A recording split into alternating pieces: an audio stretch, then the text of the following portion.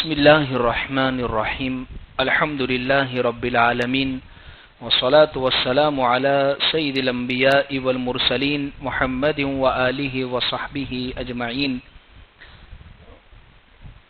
أما بعد فأعوذ بالله من الشيطان الرجيم بسم الله الرحمن الرحيم وإنك لعلى خلق عظيم صدق الله العظيم.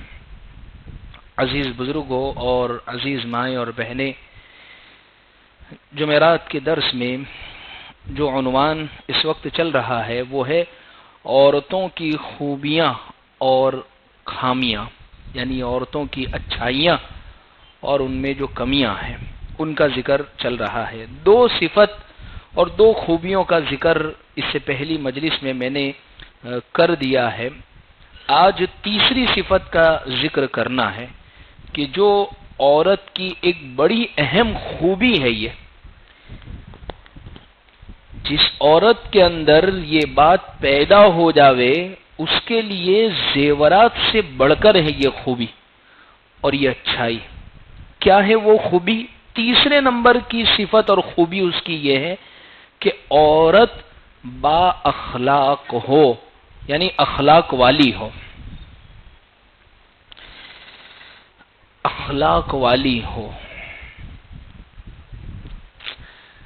اصل میں عورت کا اصل حسن جو ہے، عورت کی اصل خوبصورتی جو ہے،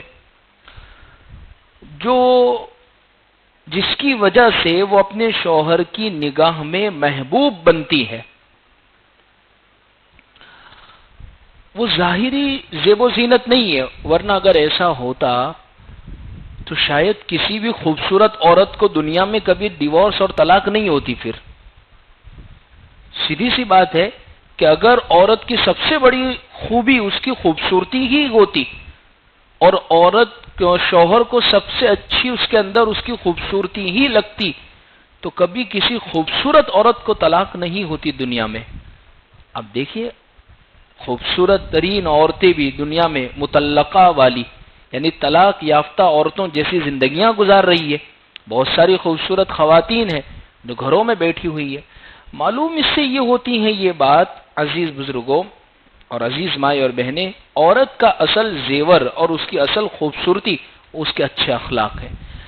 چاہے اس کی ظاہری خوبصورتی نہ ہو لیکن اس کے اندر اخلاق اچھے ہیں تو وہ اس کو بڑا ہی خوبصورت بنا دیتے ہیں. اسی لیے نبی صلی اللہ علیہ وسلم کی حدیث اس سے پہلے بھی میں نے سنائی تھی کہ حضور نے نکاح کے لیے مردوں کو جس عورت کو پسند کرنے کو کہا ہے اس میں 4 باتیں دیکھنے کو کہا ہے، اور ان 4 باتوں میں سب سے اہم بات جس کا ذکر نبی نے فرمایا ہے وہ ہے کہ وہ اخلاق والی ہو، دیندار عورت ہو. اس لیے عزیز مائیں اور بہنیں، اخلاق ایک ایسی چیز ہے کہ جس کی وجہ سے انسان کے اندر ایک خوبصورتی اس کی وجہ سے پیدا ہو جاتی ہے. اب دیکھیں نا، بعض لوگ جن کی چہرے کی کوئی خوبصورتی نہیں ہوتی ہے، بعض لوگ جن کے پاس کوئی مالداری نہیں ہے، بعض لوگ جن کے پاس کوئی عہدہ نہیں ہے، بعض لوگ جن کے پاس کوئی منصب نہیں ہے، لیکن اس کے باوجود لوگ مقناطیس کی طرح، لوئی چمبک کی طرح ان سے چپک رہے. وجہ ان کے اخلاق بڑے اچھے ہیں، ان کی بول چال، ان کا نرم رویہ لوگوں کے ساتھ بڑا پیارا ہے. اس لیے حضرت عمر رضی اللہ عنہ فرماتے ہیں، مصنف ابن ابی شیبہ کی یہ روایت ہے، اور جس روایت کا ترجمہ یہ ہے، حضرت عمر نے فرمایا کسی شخص نے اللہ پر ایمان لانے کے بعد اس عورت سے زیادہ کوئی بھلی چیز حاصل نہیں کی جو اچھے اخلاق والی ہو. یعنی ایمان کے بعد اگر کسی مرد کو اچھے اخلاق والی بیوی اور عورت مل گئی تو اس کو دنیا کی سب سے بڑی چیز مل گئی ہے، دنیا کی سب سے پیاری چیز اس کو مل گئی ہے کہ اچھے اخلاق والی. ورنہ بد اخلاق عورت اپنے شوہر کی، گھر والوں کی زندگیاں تباہ و برباد کر کے رکھ دیتی ہے. اس لیے اپنے اچھے اخلاق بنائیں. حضرت ابو موسیٰ رضی اللہ عنہ فرماتے ہیں ثلاثۃ یدعون فلا یستجاب لهم، 3 لوگ ایسے ہیں وہ دعا مانگتے ہیں، اللہ ان کی دعاؤں کو قبول نہیں کرتے، اللہ قبول ہی نہیں کرتے ان کی دعاؤں کو. کون ہے وہ 3 لوگ؟ حدیث میں فرمایا گیا رجل اعطى سفیہا مالہ، ایک ایسا شخص جس نے اپنے مال کو کسی بے وقوف کو دیا ہو. دیتے نا بعض سے مرتبہ کاروبار کے لیے آتا نہ پتا کوئی بے وقوف آدمی کے دے دیا ہے، یا اسی طریقے سے کوئی پاگل کو اپنا مال دے دیا، کیونکہ ظاہر سی بات ہے وہ مال ضائع کر دے گا. قرآن کہہ رہا ہے وَلَا تُؤْتُوا السُّفَهَاءَ أَمْوَالَكُمُ الَّتِي، کہ تم اپنے مالوں کو بے وقوفوں کو سپرد مت کرو، سونپ مت دو ان کو. پھر ہم دعائیں کرتے ہیں، وظیفے کھینچتے ہیں، مال بے وقوف کے ہاتھ میں دے دیا ہے اور پھر انسان وظیفے کے مال میں برکت ہو جائے، بھائی کہاں سے ہوگی؟ آپ نے مال ہی کسی بے وقوف. تو ایک تو یہ. دوسرا وہ شخص وَرَجُلٌ كَانَتْ عِنْدَهُ امْرَأَةٌ سَيِّئَةُ الْخُلُقِ فَلَمْ يُطَلِّقْهَا أَوْ لَمْ يُفَارِقْهَا. اللہ حفاظت فرماوے.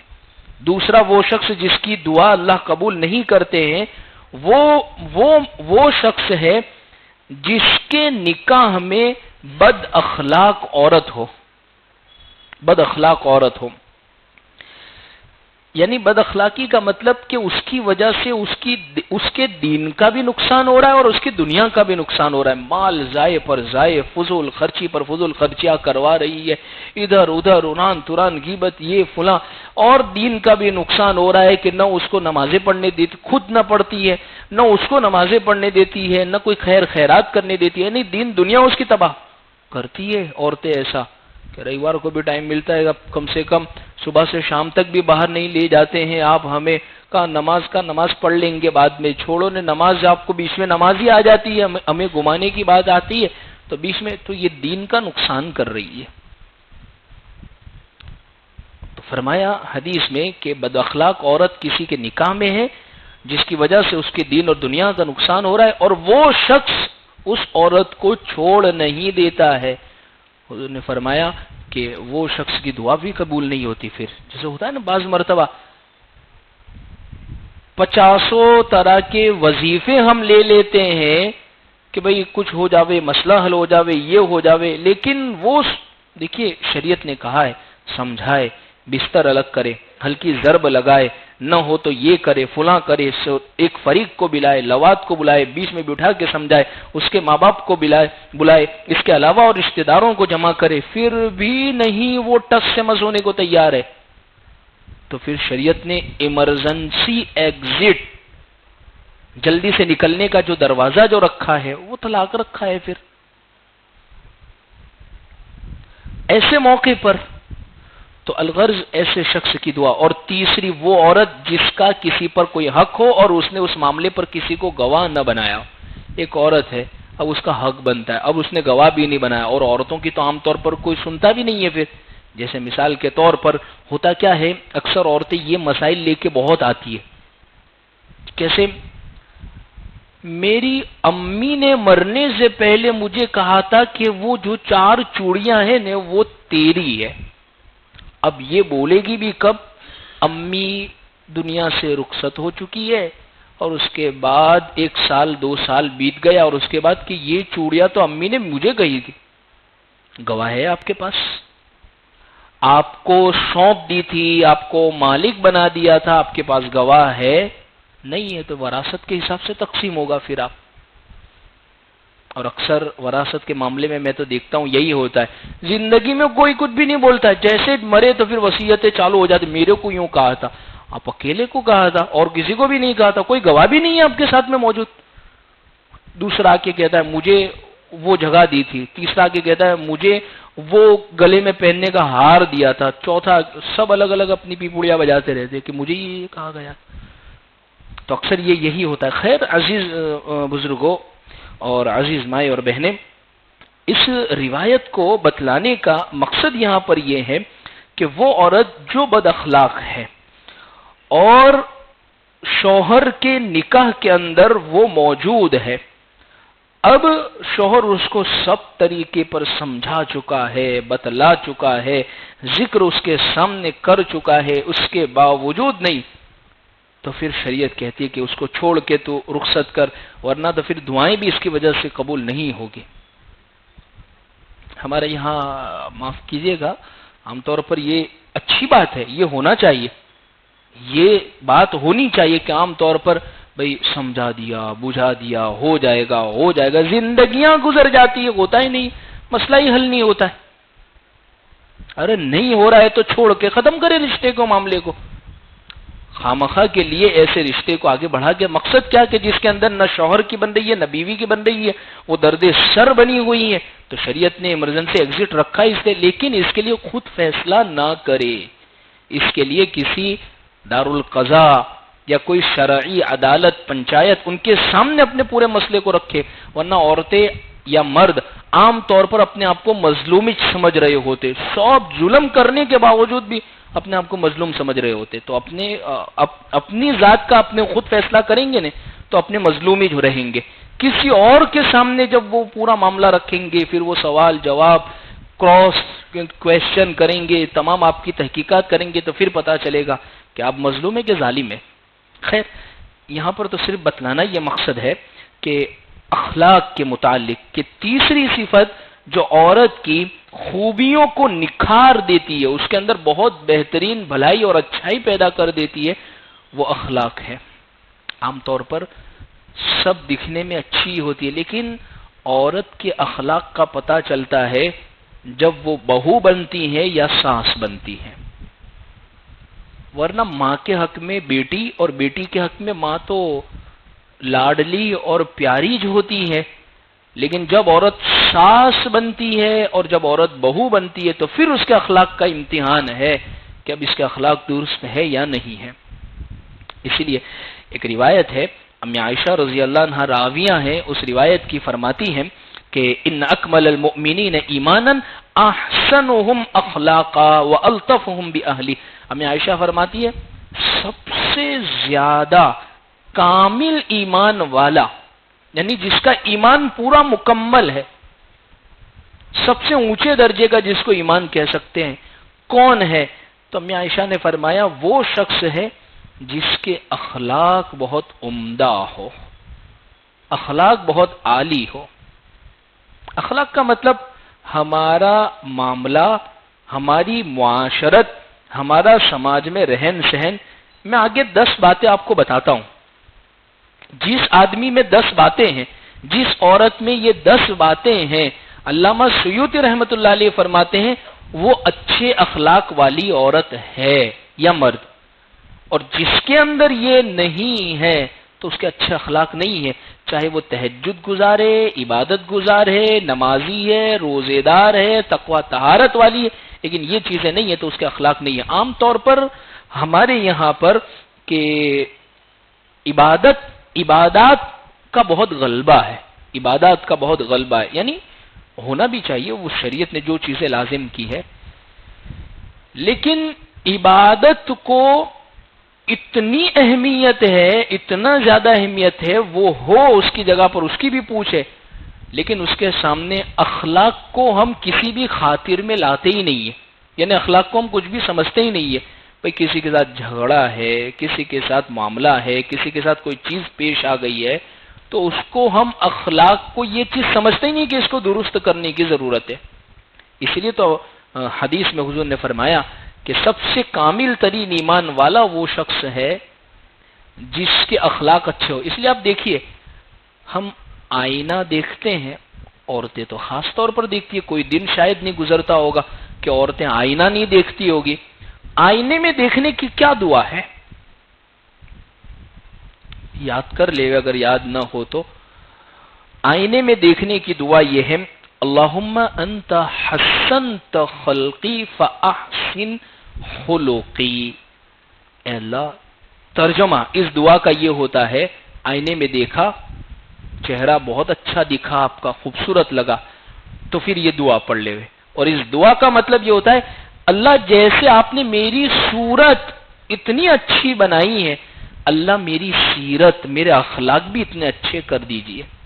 اب دیکھیں نا، دن میں 50 مرتبہ، یعنی ہر تھوڑی تھوڑی دیر بعد میں تو عورتیں عام طور پر شیشہ، کانچ، اور آج کل تو کانچ دیکھنے کا رواج، آج کل تو خرچہ ہی کانچ پہ ہوتا ہے کیونکہ سیلفی وہیں سے نکالنی ہے۔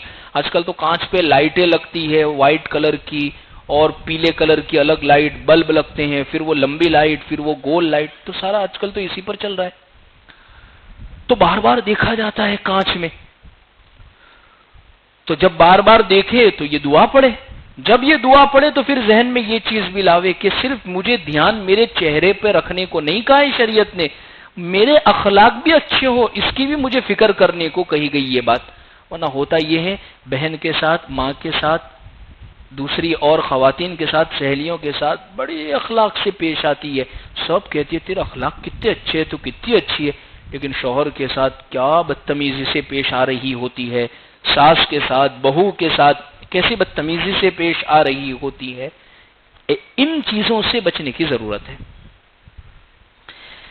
اسی لیے ام عائشہ رضی اللہ عنہا نے فرمایا کہ حضور صلی اللہ علیہ وسلم نے ارشاد فرمایا کہ مومن، ایک وہ مومن مرد یا ایک وہ مومن عورت جس کے اچھے اخلاق ہے، وہ راتوں کو تہجد پڑھنے والا اور دن میں روزہ رکھنے والوں سے بھی آگے مقام میں وہ پہنچ جائے گا، جس نے صرف اپنے اخلاق کو اچھے کر لیے۔ بھائی اخلاق کا کرائیٹیریا کیا ہے؟ ہمیں کیسے پتا چلے کہ اخلاق یہ ہے؟ تو حضور نے آخری حد اخلاق کی بتا دی۔ کیا بتائی حضور نے؟ فرمایا صل من قطعک، جو تم سے توڑتا ہے رشتے کو، جو تم سے بات کرنے کے لیے تیار نہیں ہے، حضور فرمایا صل، اس کے ساتھ جوڑو۔ واعف عمن ظلمک، جو تمہارے اوپر ظلم کرتا ہے، تم اس کے ساتھ اخلاق سے پیش آ رہے ہو، بدتمیزی سے پیش آ رہا ہے، تم نے اپنے دامن کو جھکا دیا ہے، وہ تکبر میں مبتلا ہے، تم نے اخلاق کی حد کر دی ہے اور وہ بات سننے کے لیے تیار نہیں ہے، تو حضور نے فرمایا واعف عمن ظلم، جو تمہارے اوپر ظلم کرے اسے معاف کرو۔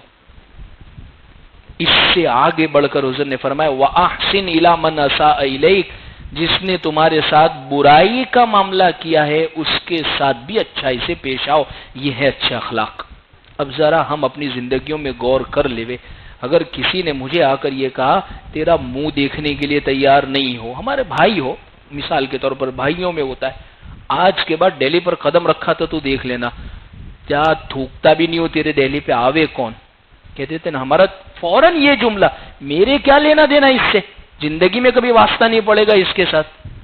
حضور کی تعلیمات تو پھر یہ نہیں تھی، حضور نے یہ تو نہیں فرمایا، حضور نے فرمایا صل من قطعک، توڑتا ہے اس کے ساتھ جوڑنے کا حکم تھا۔ کچھ ایک شخص آئے حضور کی خدمت میں اور فرمانے لگے کہ حضور میرے کچھ رشتہ دار ہیں، میں ان کے ساتھ اچھا معاملہ کرتا ہوں، تو لیکن وہ ہے کہ برائی کا معاملہ کرتے ہیں، تو حضور نے فرمایا یہی تو صلہ رحمی ہے، ورنہ اچھوں کے ساتھ تو سبھی اچھا ہو جاتے ہیں۔ یہ انگریزی زبان میں جو کہاوتیں ہیں میں اس کو صحیح نہیں سمجھتا ہوں، منا جیسے کہتے ہیں ٹٹ فار ٹیٹ، جیسے کو تیسا، یہ غلط ہے، حضور کی تعلیمات یہ نہیں۔ حضور نے فرمایا صل من قطعک، جو توڑتا ہے اس کے ساتھ جوڑنے کا حکم ہے۔ اسی لیے عزیز بزرگوں، ضرورت اس چیز کی ہے کہ ہم اپنے اخلاق کو بہتر کریں۔ حضرت عمر رضی اللہ عنہ نے فرمایا ایک مرتبہ کہ کسی کی تہجد، کسی کی نماز، کسی کی عبادت اور کسی کے رونے کو دیکھ کر اس سے دھوکہ نہ کھا لینا، ہو سکتا ہے کہ وہ اخلاق کے اعتبار سے بہت گرا ہوا ہو، اور حضرت عمر نے فرمایا دو چیزیں دیکھ لینا، ایک وہ کسی کو دکھ نہیں دیتا ہو اور کسی کو دھوکہ نہیں دیتا ہو، کسی کا دل نہیں دکھاتا ہو، کسی کو دکھ نہیں دیتا ہو، تو اس کے اخلاق اچھے ہیں۔ ورنہ آج کل وظیفوں پر وظیفے کھینچنا آسان ہے کیونکہ بوجھ نہیں ہے اس میں، دل پر، شخصیت پر میری، یا اسی طریقے سے میں اس میں چھوٹا نہیں بن رہا ہوں، لیکن کسی کے ساتھ اچھے اخلاق سے پیش آنا، سامنے سے چل کے سلام کرنا، وہ منہ پھیر رہا ہے اور اس کے ساتھ ہنس کے خندہ پیشانی کے ساتھ ملنا، رات کو ساس کے ساتھ جھگڑا ہوا ہے، صبح نیچے اتر کر اس کو سلام کرنا اور مسکرا کے پوچھنا امی آج کیا بنانا ہے، بڑے اخلاق کی بات ہے۔ ورنہ ہوتا یہ ہے کہ اگر جھگڑا ساس کی طرف سے شروع ہوا ہے یا بہو کی طرف سے شروع ہوا ہے تو ختم بھی پورا اسی کو کرنا پڑے گا۔ ہماری تو مجال ہی نہیں ہوتی کہ ہم سامنے سے پوچھیں امی کیا ہے، یا اسی طریقے سے بیٹی کیا ہے۔ دونوں طرف سے معاملات ہوتے ہیں، دونوں طرف سے باتیں ہوتی ہیں۔ تو اس لیے عزیز بزرگوں، کہنے کا محصل یہی ہے کہ اخلاق بہتر ہو۔ اسی لیے حضور نے فرمایا، حضور سے جب پوچھا گیا کہ ای الاسلام افضل، سب سے اونچے درجے کا اسلام کیا ہے، تو حضور نے فرمایا المسلم من سلم المسلمون من لسانه ویده، کہ دوسرا مسلمان، ایک مسلمان اس کے زبان کی تکلیف سے اور اس کی ہاتھ کی تکلیف سے بھی بچ جاوے، یعنی کسی بھی مسلمان کو نہ زبان سے تکلیف دے نہ ہاتھ سے تکلیف دے۔ اور حضور نے اس حدیث میں زبان کا ذکر پہلے کیا ہے، ہاتھ کا بعد میں کیا ہے۔ ہاتھ سے تکلیف پہنچانے کے لیے ہمارا بڑا ہونا ضروری ہے، ہمارا طاقتور ہونا ضروری ہے، سامنے آدمی کا ہونا ضروری ہے، یہ سب ہوگی تو ہاتھ سے تکلیف پہنچا سکیں گے۔ اب زبان سے تکلیف پہنچانے میں کوئی ہے کہ نہیں ہے، چھوٹا ہے کہ بڑا ہے، مرد ہے کہ عورت ہے، بچہ ہے، کوئی بھی ہے، غائب ہے، غیبت بھی چل رہی ہے، لیکن زبان سے تکلیف پہنچانا بہت آسان ہے۔ اس لیے حضور نے پہلے تذکرہ کہ زبان سے تکلیفیں آج کل بہت زیادہ پہنچائی جاتی ہے۔ اس لیے عزیز مائیں اور بہنیں، امی عائشہ رضی اللہ عنہا نے احادیث کے اندر، اور امی عائشہ نے ایک ایسی تربیت کی تھی خواتین کی، اور ایک ایسی تربیت کی تھی عورتوں کی کہ جس کے ذریعے سے ان کی زندگیوں کے اندر اچھے اخلاق آوے۔ ہمارے لیے ضرورت اس چیز کی ہے، آج کے اس دور میں عورتوں کی اخلاقی حالت کا جو تعلق ہے، یعنی جو ان کی اخلاق ہے، اللہ معاف فرماوے، ہم تو ایسے مذہب سے تعلق رکھتے ہیں جس کا سب سے پہلا بول ہی اچھے اخلاق ہے۔ ہمارا تعلق ایسے مذہب کے ساتھ ہے کہ جس کے نبی کی زندگی کو ہم پڑھیں تو بار بار اچھے اخلاق، بلکہ قرآن کہہ رہا ہے وَإِنَّكَ لَعَلَىٰ خُلُقٍ عَظِيمٍ۔ امی عائشہ سے پوچھا گیا کہ حضور کے اخلاق، کہا کہ جو قرآن میں لکھا ہے وہ حضور کی زندگی میں موجود ہے۔ قرآن میں لکھا ہے معاف کرنا، حضور کی زندگی میں موجود ہے۔ تو الغرض، لیکن ضرورت اس چیز کی ہے کہ ہماری زندگیوں میں بھی اچھے اخلاق آوے۔ اچھے اخلاق کا مطلب ہمارے اندر بات چیت میں نرمی ہو، جھوٹ سے ہم بچے، دوسروں کا حق ہم نہ مارے، انصاف سے ہم کام لیوے، غیبت، چغلخوری، اس سے ہم بچنے والے بنے، لڑائی جھگڑا، بد زبانی، یہ سب اخلاقی گراوٹ کی وجہ سے ہماری زندگیوں میں ہوتا ہے۔ اس لیے ضرورت اس چیز کی ہے کہ ہمارے اسلام کے یہ شعبے کو بہت اونچا لانے کی ضرورت ہے، ہمارے اخلاق بہترین ہو۔ اس لیے آج کی خواتین کی اگر ہم بات کریں تو زیادہ تر ان کے اخلاق میں جو رجحان پایا جاتا ہے، زیادہ تر اخلاق جو دیکھنے میں آتے ہیں، اسلام کی کبھی وہ تعلیم ہی نہیں رہی ہے ایسے اخلاق کی۔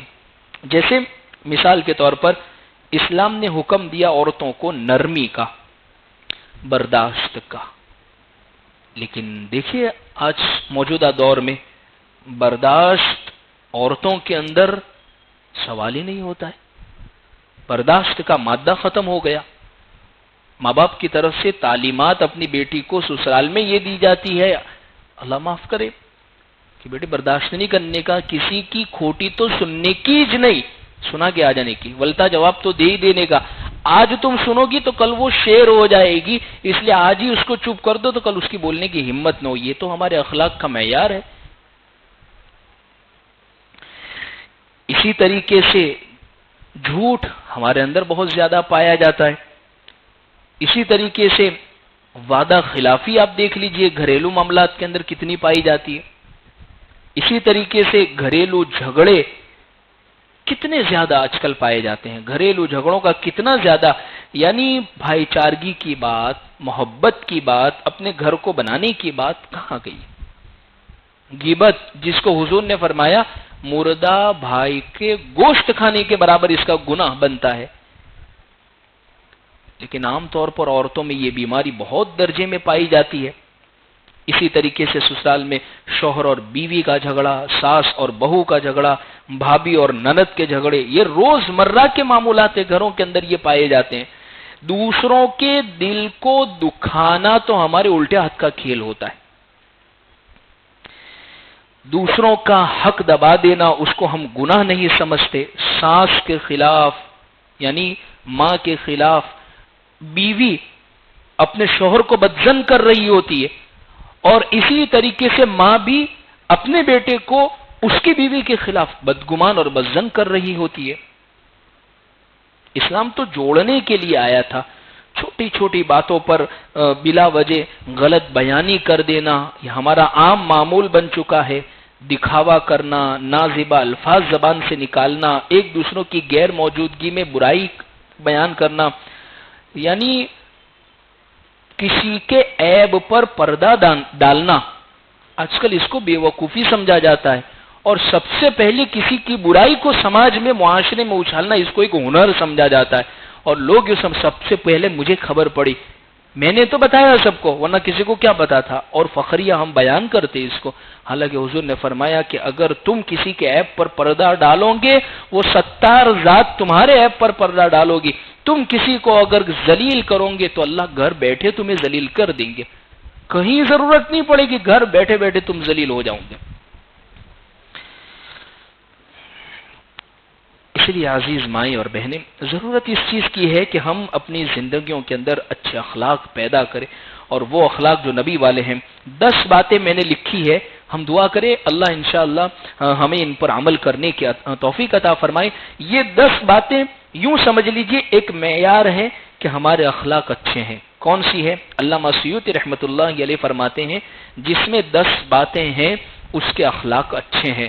نمبر 1، وہ جھگڑا کم سے کم کرنے والے ہوں گے۔ جھگڑا اگر پیدا بھی ہو رہا ہے تو اس کو ختم کریں گے، نمٹا دیں گے۔ جس کے اندر جھگڑنے کی بہت زیادہ عادت ہوتی ہے اس کے اچھے اخلاق پھر نہیں ہے۔ بعض تو تیاری ج رہتے، بس موقع ملے، لڑاکو ویمان کہتے بعض لوگ تو ان کو، کہ یہ تو بس ان کو چھیڑا کہ اب یہ فوراً آپ کا پورا دن آج خراب ہو جائے گا، تو بعض لوگوں کی بڑی ایسی عادت ہوتی ہے۔ تو پہلی چیز جس کے اچھے اخلاق ہوں گے وہ جھگڑا نہیں کرے گا۔ دوسری چیز، ہر معاملے میں انصاف سے کام لے گا، نہ اپنی بہو کے ساتھ، نہ اپنے بیٹے کے ساتھ، نہ اپنی ساس کے ساتھ، نہ اپنی نند کے ساتھ، نہ بھابھی کے ساتھ، نہ گھر کی دیگر مسورات کے ساتھ، محلے وال انصاف سے کام لے۔ نہیں یہ کہ اپنی ذات کے حق میں بہتر فیصلہ اور کسی کے خلاف میں نا انصافی ہو، یہ ہرگز نہ ہو۔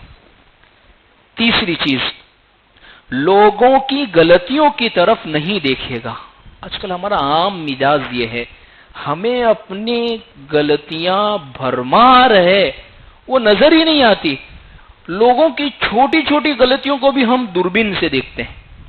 حدیث میں حضور نے فرمایا لا تنظروا الى الناس كأنكم اربابا انظروا الى الناس كأنكم عبيدا، تم لوگوں کی طرف ایسے نگاہ کر کے مت دیکھا کرو گویا تم ان کے رب اور خدا بن گئے ہو۔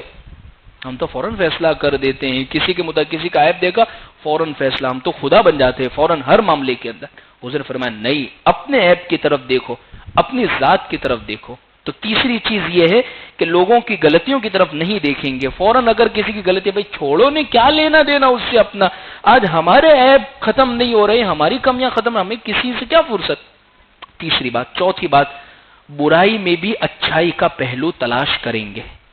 کوئی اگر بری بات بھی ہو گئی، کوئی غلط چیز بھی ہو گئی، تو اس میں کوئی خیر کا پہلو اگر نکل سکتا ہے، بھئی لڑائی جھگڑا گھر میں ہو گیا، بھئی اس میں خیر کا پہلو، چلو ٹھیک ہے اس نے ایسا بول دیا لیکن یہ ایسی ہے تو نہیں ہے، اب ایک آدھ بار کہہ دیا تو چلو اس کو معاف کرو، یہ ہو معاملہ۔